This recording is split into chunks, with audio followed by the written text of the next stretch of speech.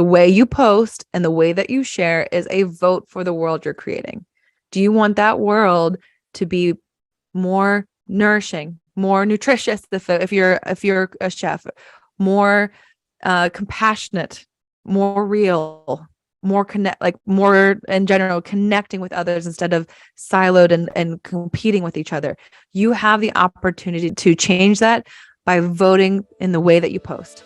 Welcome to the Limitless Podcast, the show where women entrepreneurs become radically aware of their limiting beliefs, learn to value their worth, generate wealth, and to thrive as a magnetic brand leader. I'm your host, Jamie Ratterman, a six-figure holistic business coach. I've helped over 100 rebellious entrepreneurs master marketing, embody leadership, and say fuck it to the hustle. Let's dive in. Hello, lovelies. Welcome to episode 48 of the Limitless Podcast. It has been a week over here. At the time of this recording, I have posted more on social media than I ever have. I went live, I created reels, did carousels. I was hopping over on TikTok for a series. I was all up in the LinkedIn, and I can tell you that it's been a really empowering week, but it's also kind of like I'm dusting off the cobwebs to what I used to do, and a little tiring as well. So it's been an experience, but either way, the biggest part of kind of why I'm sharing this is that I just realized how much fun it is to come back to sharing more than I'm scrolling. And that is exactly what this episode is going to be all about. I want to talk about what it means to have a healthy internet diet. Now, I know that it's important. I'm going to make sure that you understand exactly what that means. But I want to share three lines here that I've seen all over the internet in different ways that I think is a good way to kind of set the tone of what we're about to get into. So let's start here. Most people scroll more than they share. Most people spend time comparing more than they're building. And most people spend more time making plans than taking action. So this is the episode where we go from being a person who consumes content to being more of a creator and being able to know that we get to design how we use it, how we're using the internet, how we're using social media.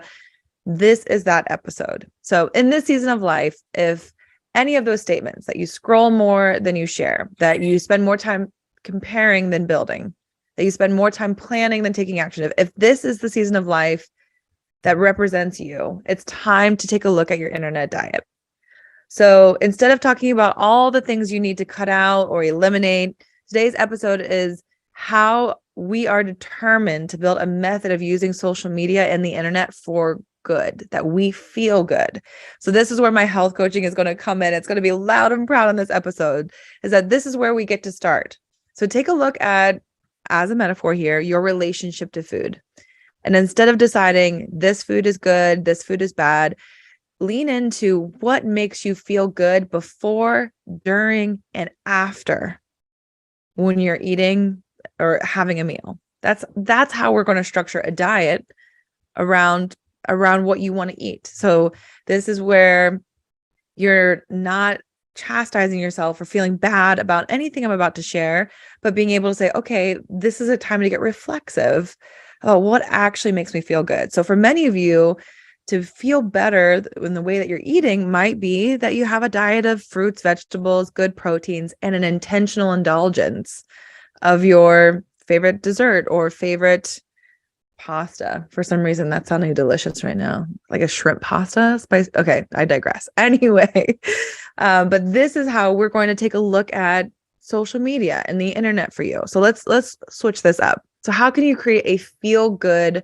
social media and internet diet? So that a feel-good social media diet would likely look like sharing your creative and honest perspective of the world, sharing, right? Or sharing your story and connecting with community because of it. Celebrating the people in your feed and in your life on a regular basis. So it's something that you not only share, but you also pep people up who are in your feed on a regular basis. And then, of course, that intentional indulgence of doing some scrolling for simple entertainment or inspiration. All of that could be a really good feel-good social media diet. Well, that sounds amazing. I'm sure all of you are listening going, yeah, sounds good, Jane, but it also sounds really disciplined and it's really hard to do. And all the algorithm is going to keep me on there longer than I need to be. All of those things I'm sure are coming into your mind as I share that. But I know that the reality and temptation creeps in here. So you more likely thought how you get into scrolling Instagram and TikTok in a mindless way, thanks to the fact that it's engineered to keep you that way. Or we've actually started to use social media as a coping mechanism instead of something that we do and get to spend time on, right? For any of you who are feeling heavy stress and find themselves doing the long scroll on the Reels feed, I am with you. I've been there. But also we using this disguise for perfectionism to stop sharing ourselves online or sharing with the world. Also feeling overwhelmed or triggered by how others are sharing parts of themselves and how you wish you could too. Or even with all of this, feeling really guilty when you realize all the time that you've spent on it. So one important thing about me wanting to really dive into this episode is that there's been studies done around this, that if you end up consuming more than you share, you have a negative outlook on social media. But if you share more than you consume, you have a positive outlook on social media. So this is what's important. But whenever you are looking at, maybe you have some of those negative tendencies that I just shared, that you have that perfectionism, or that you're feeling overwhelmed, or you're triggered by others, or you in general find yourself in a mindless scroll too often. This is normally where somebody will say, okay, it's time for a social media break. I am not against social media breaks, but it's just like an elimination diet. Like when we get rid of our favorite foods and then we just we go cold turkey, we feel like someone is caging us from what we love, right? From what we want to do. So an elimination diet does not work time and again. So the same thing needs to apply to the way you use social media. So if you decide to take a break, reflect on how you want to use it differently when you come back. That is the long-term solution. But also, we're going to make sure that we are the ones that have control when we do this. For the record, this isn't easy. There are even some top TikTok creators who have admitted that they delete the app after they post each day, which, and it sounds so insane. It's so extreme to me to think that I'll post, I'll delete the app, I'll upload the app again, post the next day and do it. Like thinking about how much, just how crazy that might feel. It's almost like what, like the people who like throw out their Oreos when they bought them, or like how, like why'd you buy them in the first place? Or why are you like having this really tumultuous relationship with something that can be really great? So for you, I want you to design your healthy internet diet instead of gambling, our life's purpose by just scrolling the feeds and seeing what everyone else is doing. So I'm going to give you 5 ways that you can start to do this. So number 1, I want you to check in with the positive or negative charge of your feed. So what we are consuming absolutely can put a negative or positive spin on how we see the world. I once had a client who was feeling like so much fear and scarcity around her business. So we did that check-in of, okay, well, how's the launch plan going? How's your strategies? How's your mindset feeling? Do you feel like this offer's good? Do you feel like you're the leader to do it? We did that check-in first. She goes, yeah, I'm feeling all right. Those are okay. And then I came around to, okay, what you been watching lately? Because it was like we were stumped on what it could be. And she was like, oh, well, I've been binging true crime stories and that Jeffrey Dahmer show. I've been loving that. So she was feeling empowered by everything she was doing all day. But in the evenings, she was watching murder and people, sorry, just even the thought of it still makes me laugh a little bit. She was watching murder stories. She was watching con artists. She was watching people who weren't truly who they say they were going to be. So of course, like this media was influencing her. So that's important. And media influences us no matter what form. So that this can be an opportunity for you to not only look at your Netflix, to not only look at your Instagram, TikTok, email, but also just being able to realize, okay, how much media am I consuming and what is the charge of it? So this can also go for the news. And I feel like my journalism teachers are going to frown upon this, but do you really need to watch the 24-hour news channels? Do you really need to do that at all? Or can you just listen to a morning podcast? The Times does it. AP News does it. They have those short podcasts in the morning to be like, these are the stories you need to know, and allow that to be a part of it. Even too, there's many creators who I've talked to about this that say, if it's important enough news, you'll hear about it. You don't have to be always watching. And I actually even realized that the negative charge of my own news consumption whenever I was so hyper focused during election time for election time when Biden and Trump were going up against each other. I was watching every piece of it and just feeling like the world was going to shit. Like I was feeling absolutely in the dumps. And it wasn't that I can fix what was going on. It was the fact that I was creating an environment of this is negativity all around me. So this is where you take a good look at how positive is the charge, how negative is it? And of course, we can talk about unfollowing creators who, aren't exactly promoting the kind of world you want to be in. So we'll talk about that a little bit more later. But first and foremost, number one, check in. Is it a positive or negative charge in your day-to-day life of the media you're consuming? And then actively start to tilt it to the positive. Maybe you watch one episode of the Jeffrey Dahmer show. Maybe you move over to a podcast that gives you the top stories. Maybe you make sure your feed looks like the world you want to be a part of. We have that choice of how we decide to use these things. The next piece is that you want to design your online life and use. So if you don't create a routine, you'll be assigned one. If you don't create a purpose, you'll be assigned one. We all are having these things pushed on us unless we decide what it is. It's like looking at a day in your life and going, what the heck did I do today? Versus I hit all of the things that make me feel good today. There's two different ways. It's like rolling out of bed and starting work versus rolling out of bed, making yourself coffee, writing down what you want to do for the day, and then doing those things. It's going to feel different. So we're going to design the way in which you decide to use social media and the internet. So same thing goes. If you don't create the business and online presence that you desire, you'll be assigned one, usually by those brilliant engineers behind all of these apps. So this is where you want to get intentional about who you are, how you want to be represented, and who you want to have in your community. So here are some questions to ask yourself. How can social media be an uplifting experience for you? Think about what has to change or what you love about it already and double down on it. What kind of community do you want to create?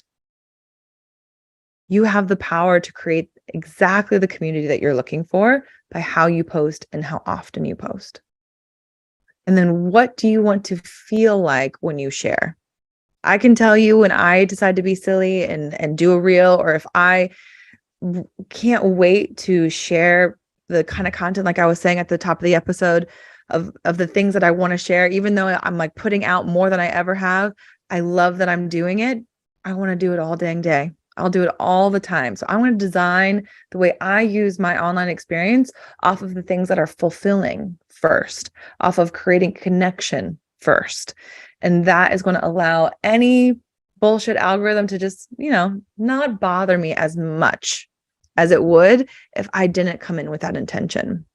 So number 2, take the moment, design your online life and how you plan to use it. Number 3 is I want you to fight tech with tech. So I'm not going to ignore the fact that yes, all of these internet apps and systems are attention traps. They are. They're built that way. But these attention traps are also one of the best ways to connect with building wealth, leadership, and just simply opportunity of really changing the way the world works. You have that. You have that ability to influence. But instead of, blaming the algorithm that it's all bad, we're going to fight tech with tech. It's a really important piece here is that anything we use is going to have a light and dark side. I'm asking you to, with intention, use social media light side. Use social media to inspire. So understanding that that doesn't mean that we don't see the bad things. We don't see the fact that people waste a lot of time on here or feel comparisonitis. It's not that we don't see it, but how can we instead lean into the positive side of it? So yes, instead of blaming the algorithm, let's fight tech with tech.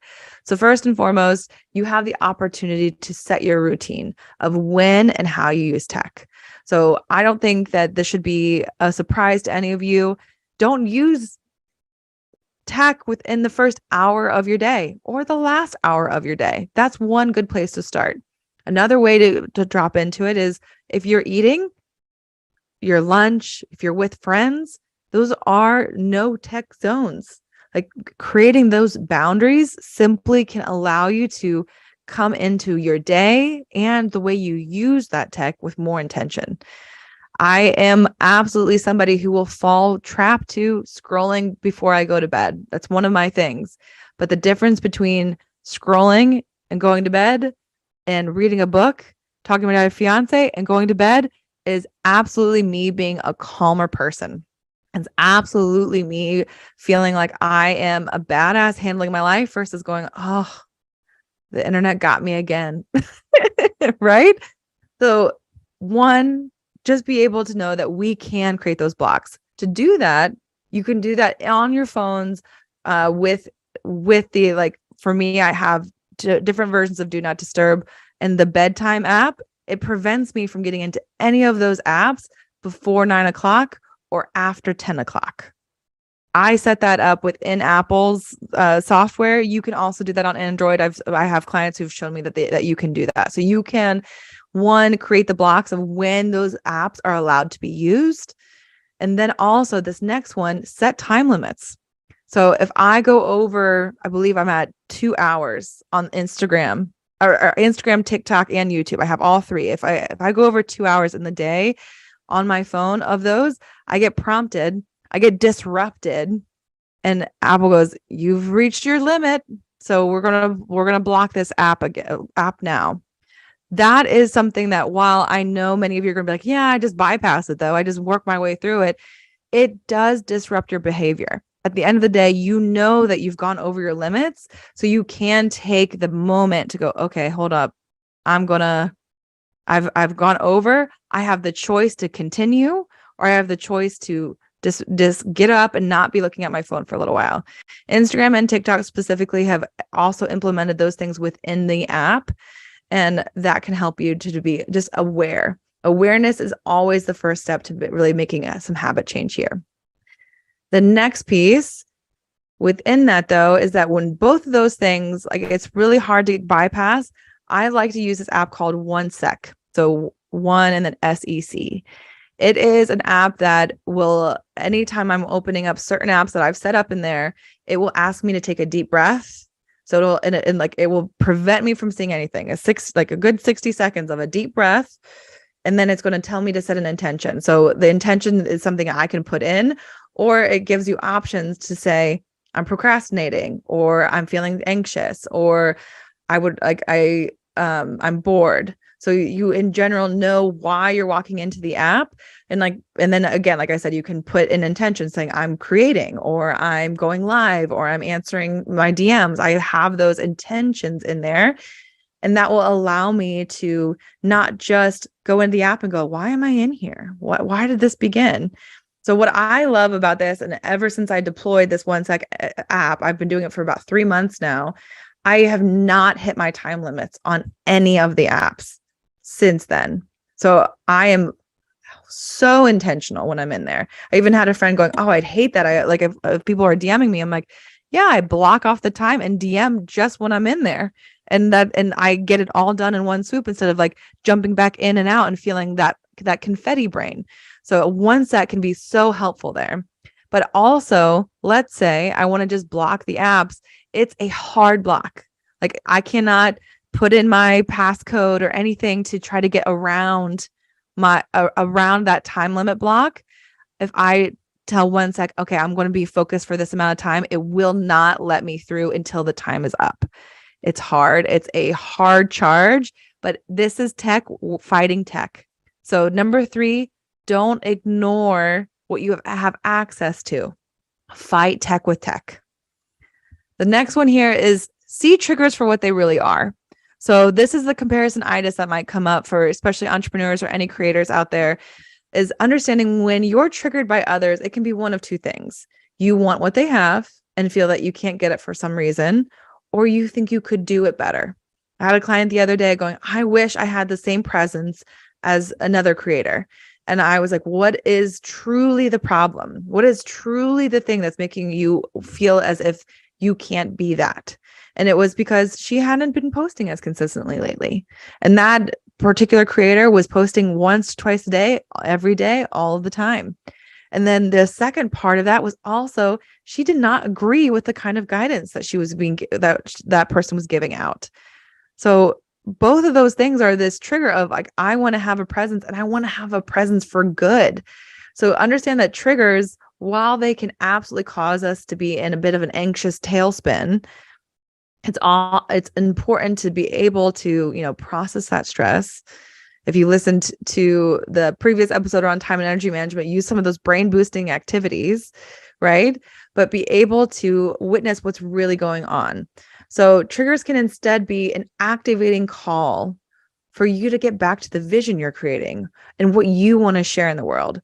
So if you're feeling triggered by people posting overly perfect things online, then you show the real deal. You show that the way in which you have your strengths and your struggle, that you are celebrating big wins, but also what it took to get there, the good and the bad. Be the other side of that coin. But within that too, if you are triggered by other people's success, understand that's a choice. Like if I'm triggered by somebody who's doing well in their business, I can take a 5-second breath and go, if she can do it, I can do it. I have that choice. If she's able to do it, I can do it. And I am going to do this weird thing. And instead of being triggered and swiping past, celebrating her, applauding what she's able to do, so that you can understand that not only if people are hitting big goals around you, or are going after this vision they have for their life around you, you have every right to be doing the same. But you just have to understand, how you can be inspired by them instead of deciding that you're not enough or you're not good enough to get there. So triggers can be really important ways to reflect, as well as decide what is your approach, so that you can feel like she does trigger me. I see that she's doing really well, but this activates me to elevate where I'm headed. And it's important for me to say this last one. If you also feel that someone is always preying on your insecurities, block that shit.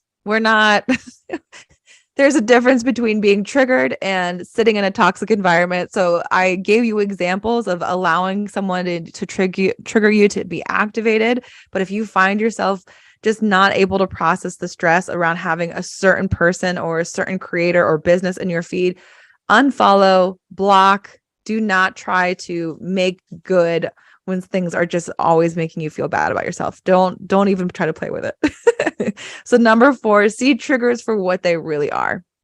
Okay. All right. Number 5, and this last one, I want you to really lean into. I want you to celebrate the opportunity. Celebrate the opportunity that having the internet and social media has given you. Never before in the world can you promote your purpose and business like we do now. We have that opportunity now. Hell, not long ago, we took out ads in newspapers. Who's picked up a newspaper in a while?